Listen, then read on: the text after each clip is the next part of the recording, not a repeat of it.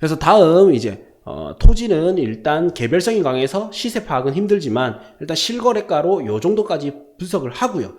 그 다음에 부동산 소장님한테도 물어보게 되고 이렇게 뭐 마을 주민들한테도 물어보게 되고 이렇게 해서 이제 실거래가와 시세를 파악할 수가 있습니다. 그래서 땅은 사실은 발품을 많이 판 사람만이 좀 더 높은 수익을 볼 수가 있어요. 그리고 이제 권리 분석을 해서 문제가 있는지 없는지를 체크를 하고요. 다음에 이제 출구 전략을 짜야 되겠죠. 그래서 나는 언제 누구에게 팔 것이다. 그래서 언제는 2023년에 새만금 남북도로가 개통이 되고 그 다음에 잼버리가 열리기 때문에 2022년에부터 투자자들이 본격적으로 달려들 거단 말이에요. 그래서 누구에게는 투자자에게 팔 것이다. 그래서 투자자에게 팔 것인데 언제? 2022년에서 23년 사이에 팔 것이다. 그래서 이제 이거에 맞춰서 나는 투자를 하는 겁니다. 그래서 투자자는 어떻게 주로 보냐면 발전 가능성이 있는지 없는지. 그래서 개발 호재나 정책이나 심리적 요인이 많이 작용을 하게 됩니다. 그래서 여기가 앞으로 많이 오를 것 같고 투자 수익을 볼 것 같으면 투자자가 들어가는 거예요. 근데 이제 투자자는 주로 거래되는 금액이 5천에서 1억대가 가장 많고요. 2억 이하가 가장 많아요. 1순위 가장 많은 게 5천에서 1억. 그 다음 이제 2억 이하. 그 다음 3억에서 5억대가 가장 많습니다. 투자자가 움직이는 금액대가요. 그 다음 실수요자는 요 금액이 아니에요. 매매 금액이 아니라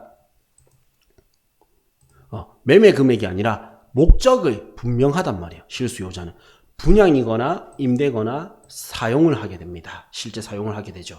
그러면 이 사람들은 사업을 해야 되기 때문에 보세요. 10억짜리 땅이 있어요.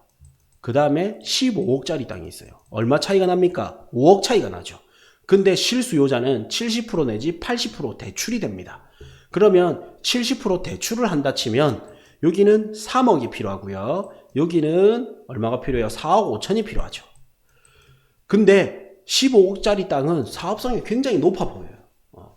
여기는 누가 봐도 앞으로 유동인구가 늘 것 같고 뭔가를 막 카페를 한다든지 펜션을 하면 확실해 보여. 근데 10억짜리는 뭔가가 아쉬워요. 약간 아쉬워요. 그러면 실수요자 입장에서는 어차피 이게 현금이 계속 돌잖아요. 그럼 1억 5천을 더 주고 오라도 5억 차이가 아니에요. 투자자는 5억 차이지만 실수요자는 1억 5천 차이예요. 이자 감당 능력이 되기 때문에 이 사업을 하는 거거든요. 그러면 이자를 조금 더 내더라도 사업성이 좋은 쪽을 보게 됩니다. 분양이 잘 될 것 같고 조금 비싸지만 더 비싸게 아파트를 팔 수 있을 것 같고 분양이 잘 될 것 같고 임대가 잘 나갈 것 같고 실제 했을 때 장사가 잘 될 것 같고 이런 데를 본단 말이에요. 그래서 이제 실수요자가 보는 땅과 투자자가 보는 땅은 다르다. 근데 요거는 2023년에 잼버리가 열리면 투자자가 많이 갈 것이다. 어디를 봤냐? 여수의 엑스포가 2012년에 열렸죠. 그래서 11년, 12년에 땅값이 많이 올라갑니다. 투자자에 의해서. 2018년에 평창 동계올림픽이 열렸습니다. 우리나라에 동계올림픽이 웬 말이냐? 우리 남한에 동계올림픽이 웬 말이냐 했는데 2017년, 18년에 땅값은 올라갔습니다.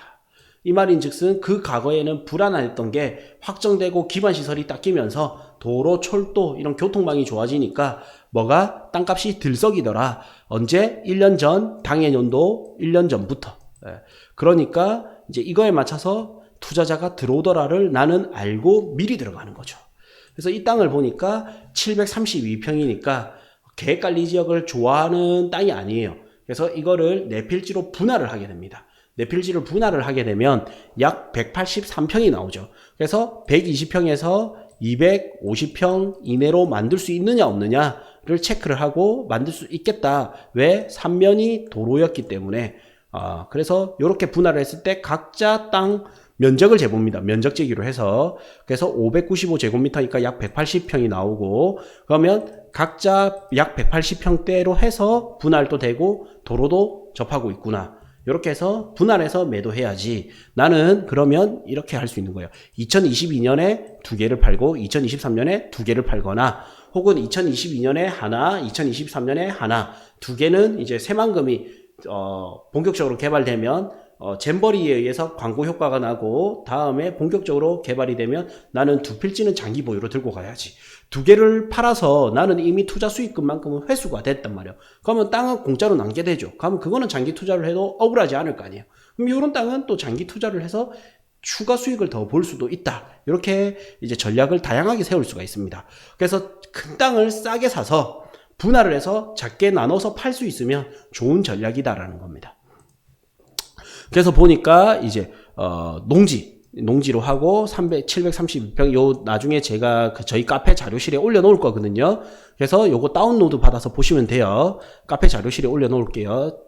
캠프 부동산 스쿨이라는 카페에 올려놓겠습니다. 어쨌든 그래서 이제 노란색에만 입력을 해주시면 돼요. 노란색에 입력을 해서 내가 대출은 얼마 나오고 이렇게 계산을 해놓으면 이제 예상 수익률을 이렇게 취득세까지 뽑고 해서 이제 중개수수료 넣고 개발 비용 넣고 대출금 넣고 빼고 이렇게 해서 초기 투자금은 얼마, 월 이자는 얼마. 그래서 요 월 이자를 낼 때 내가 3년 투자 2년에서 3년 목표였잖아요. 그럼 3년치 이자를 미리 이 계좌에 넣어 놓는 거예요. 아니면 1년 단위로 넣어 놔요. 그러면 매달 이자 나가는다 생각하지 마시고 초기 투자금에 3년치 이자가 넣어 놓으면 그냥 이거를 투자금으로 보면 돼요.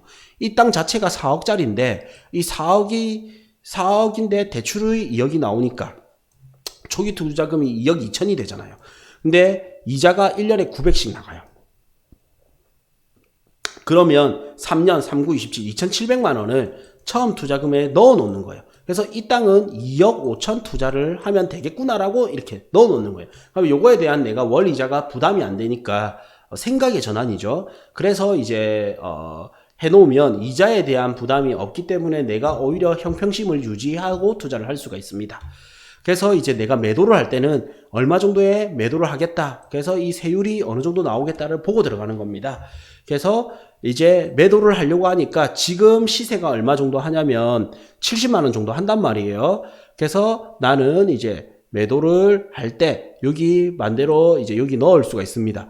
나는 이제 지금은 70만 원인데 한 3년 뒤에 두 배가 올라가지고 150이 된다라고 계산을 해보는 거예요. 이거를 경기가 안 좋아서 100만 원에 팔면 얼마, 150에 팔면 얼마. 그래서 예전에는 제가 일일이 계산을 했는데 이렇게 엑셀 파일로 넣어서 노란색의 숫자만 대입해서 바꿔주면 바로바로 나오게 돼요. 그래서 보니까 양도 차익만 약 6억 9,500만 원, 약 7억대가 나오는 거예요. 양도 차익만. 그러니까 세율이 57%가 나옵니다.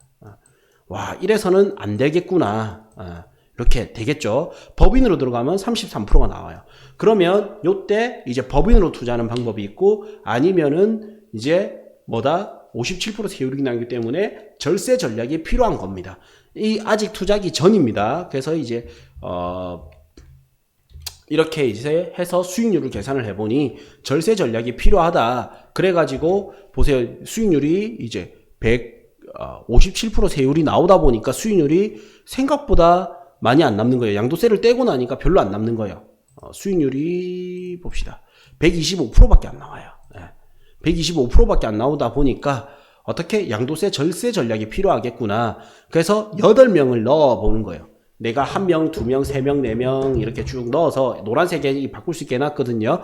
8명을 넣어 보니까 세율이 37%로 떨어져서 똑같은 가격에 팔지만 271%의 수익률이 나오는 거예요.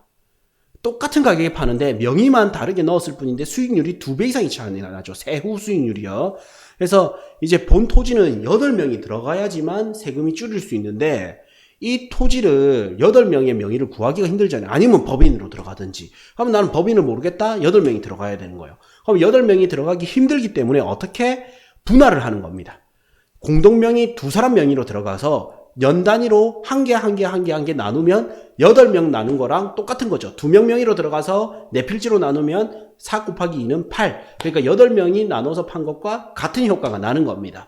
이렇게 해서 이제 절세 전략까지 같이 들어가는 거예요. 그래서 제가 말씀드리고 싶은 거는 이렇게 예상 수익률을 미리 계산을 해가지고요. 이 자료실에 올려드릴게요. 계산을 해서 수익률을 뽑아 보니까 세금이 너무 많이 나간다면, 저도 이제 실전 투자를 하기 때문에 이게 필수예요. 투자하고 나니까, 세금 떼고 나니까 남는 게 없으면 안 되잖아요. 그러니까 미리 계산을 해서, 명의가 8명이 넣었을 때가 수익률이 높구나. 이거에 제가 이제 하나씩 보기 좋게 크게 스크랩한 건데, 엑셀로는 A4 용지 한 장 정도에 나올 수 있도록 만들어 놨거든요. 그렇다 보니까 이제 이 예상 수익률을 비교를 해서 몇 명이 들어갔을 때 좋겠다. 8명. 그러면 내가 도저히 8명을 못 구한다면 2명을 구해서 8필지를 나누던지, 3명을 구해서 4필지 나누던지, 2명이서 8필지 나누던지, 이렇게 해서 필지는 쪼갤수록 좋고 명의는 늘어날수록 좋아요. 그러면 같은 기간에 같은 가격에 팔지만 수익률은 차이가 이렇게 2배 이상이 날 수도 있습니다. 이 세후 수익률이. 이렇게 해서 이제 매도하는 전략까지 완벽해지면 그때 이제 투자에 들어간다라는 거를 실제 사례를 통해서 보여드렸고요.